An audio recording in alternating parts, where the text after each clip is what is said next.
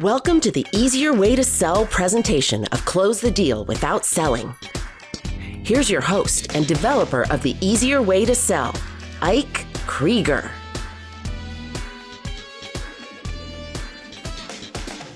Hey there, this is Ike Krieger. Welcome back. Let's continue right where we left off in our last episode. Once the prospect comes to terms with the cost of solving the problem, it's a good idea to find out some of the details of that paying process. For instance, do they expect to be invoiced? Ask them what they need from you and what you can expect from them. What type of payment system do they have in place? Jot down the answer so you can summarize for clarity a little later in the process. Now, we're ready to move to the C in the quick sale system. The C stands for capability. Does the person you're talking to have the capability and the authority to make the decision to spend the money to solve the problem? You can easily remember this by saying, can the person make the decision? You've already set up your MBA for the decision-making process. The prospect informed you that they were either the only one necessary for the decision to spend the money to solve the problem, or that they were the one who would take the issues you discussed to the other decision makers. I repeat this from earlier. Always find out whether or not a person who has to take your information to other decision makers would decide to move ahead if it were up to them alone. If they're not completely committed to you and your solutions, they will not be a worthwhile salesperson for you. If they are the sole decision maker, ask them what they would need from you during the fulfillment and delivery process. Who will your contact be? How will you be able to contact those people? How will I be able to contact you for input? How will you be able to contact the prospect for input? Ask upon completing this segment for permission to recap the entire conversation. Go back over everything from the problems to the money to the decision-making process and make sure you both heard the same things. And now it's time for the best closing question in the world.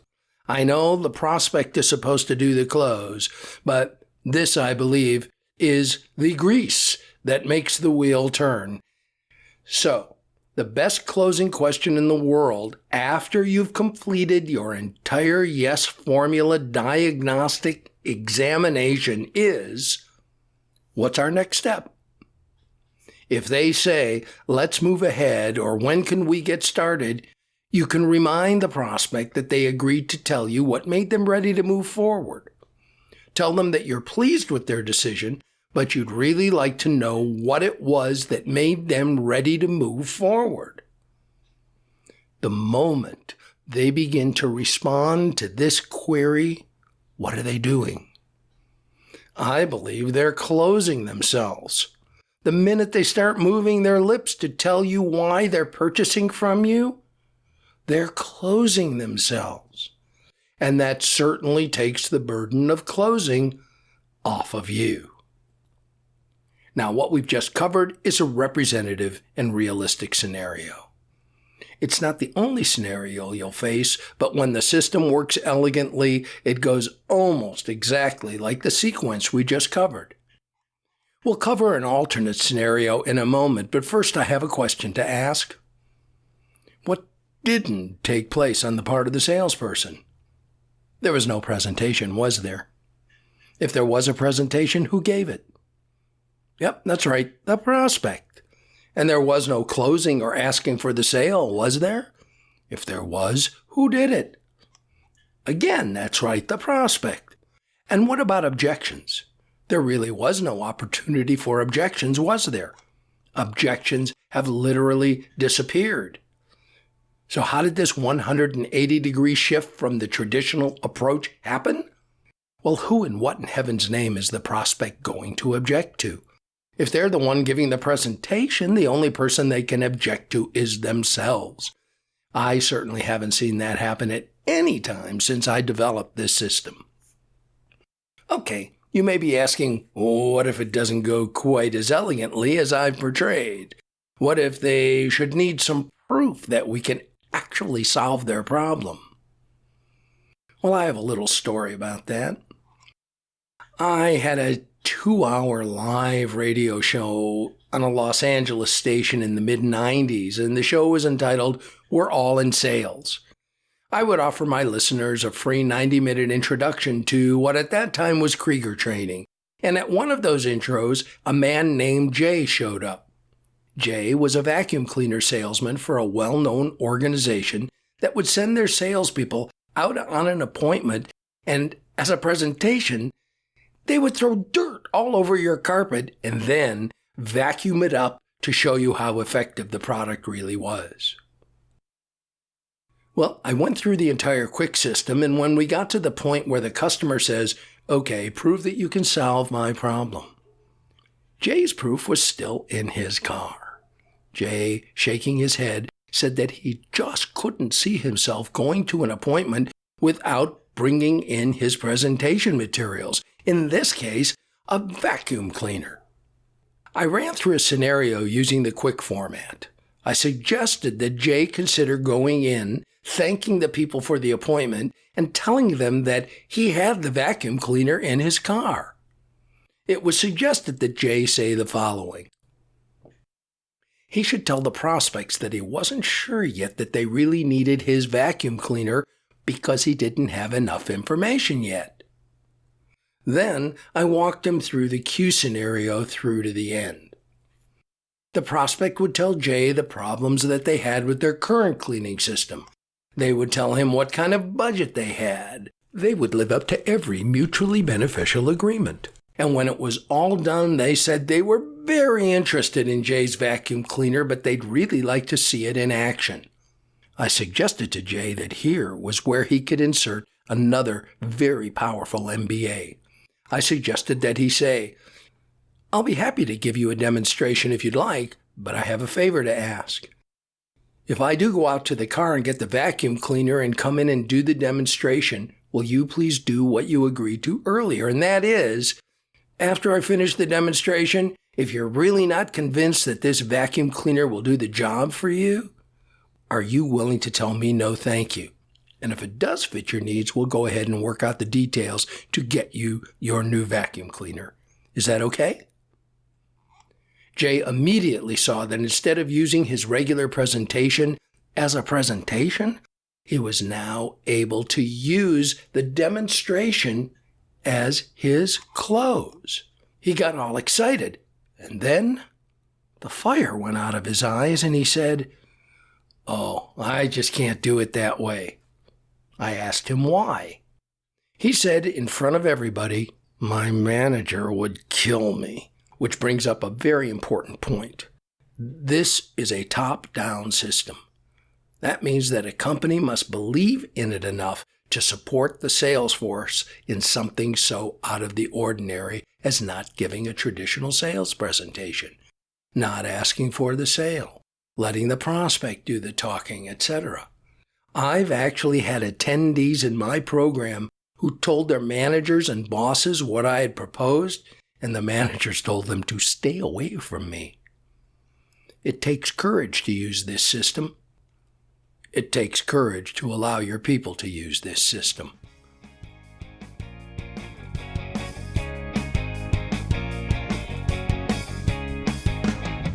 Let's do a review of QUICK. The Q stands for qualify, but really it stands for disqualify. It's here that you offer the prospect an opportunity to play the game with a set of rules that seem to be in everyone's best interest. If they don't agree to play by these simple, understandable, and benign rules, you have the choice of withdrawing before you end up spending your valuable time on a communication that's destined to go nowhere. The U tells us to uncover the problem. Our definition for problem is when there's a difference between what you have and what you want. Our job is to uncover the problem rather than create it. And while we're at it, let's go over the definition for business. Business is the ability to solve other people's problems and get compensated for it. And finally, closing is our ability to get our prospect to decide on their own that our product or service will solve their problem. The challenge we face as salespeople is to remember to solve their problem and not ours. Next comes I. I stands for investment. Does the prospect have the time or the money to adequately solve the problem? C deals with the capability of your prospect to make the decision to spend the money to solve the problem.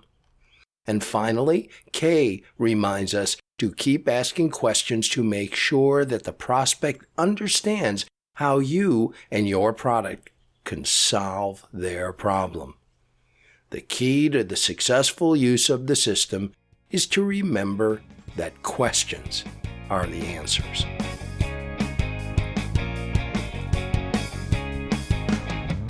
Here are the guidelines for the easier way to sell. And remember, no matter what you want to achieve in life, you usually need to listen to someone else before you get it.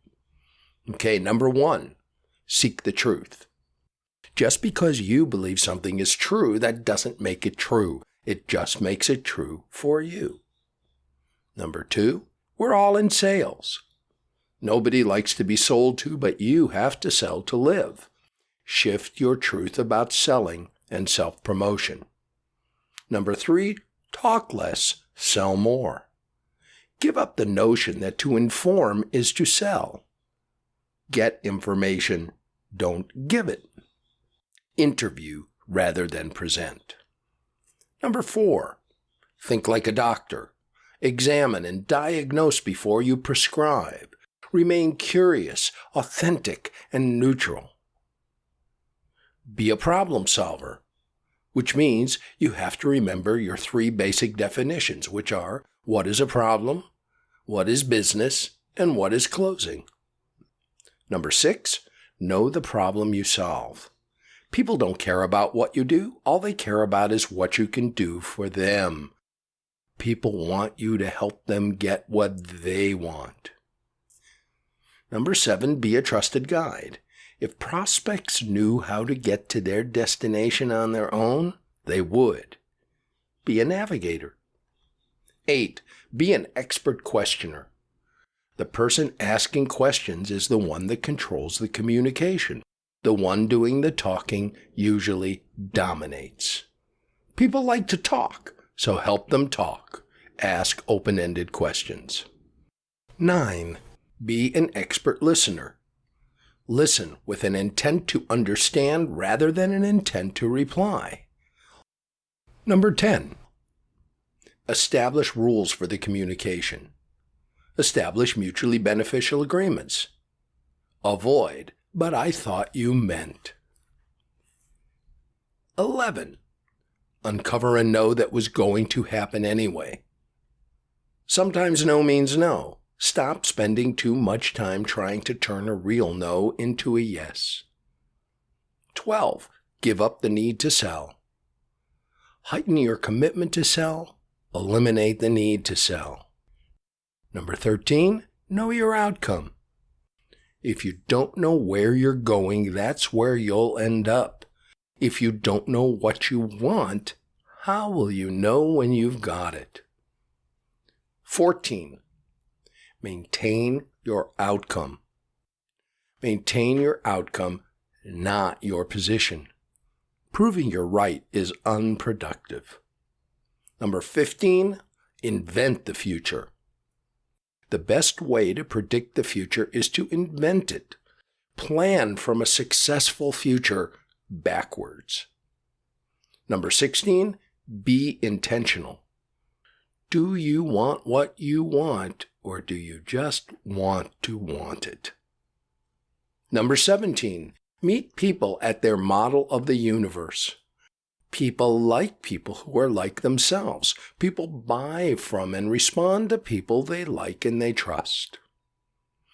Number 18, Be interested rather than interesting. Shut down your response mechanism. Listen and ask questions. Number 19, avoid problem clients. Trust your intuition. You've got enough problems with your non-problem clients. To take on a client that you know is going to be a problem is insanity. And number 20, follow a system. Most salespeople wing it. Use the yes formula. Achieve what you want more easily and more often.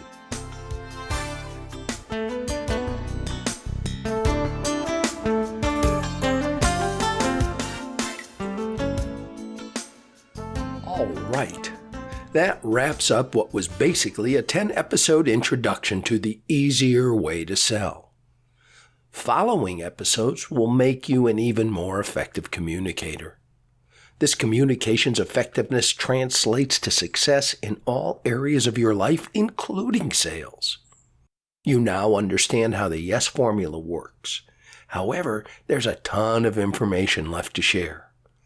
In the next episode of Close the Deal Without Selling, you'll be provided with some additional open-ended questions to add to your effectiveness toolkit.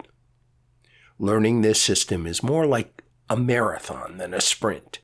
Inch by inch, it's a cinch. Practice, practice, practice. Completing the first 10 episodes demonstrates your willingness and even your readiness to create a different type of future for your business and your personal life. In my opinion, this system will be a valuable tool in the success of that new future, but it's your opinion that counts. Remember, before you can be good, you have to be bad, and before you can be bad, you have to do something. So, go out and tune your 100 pianos.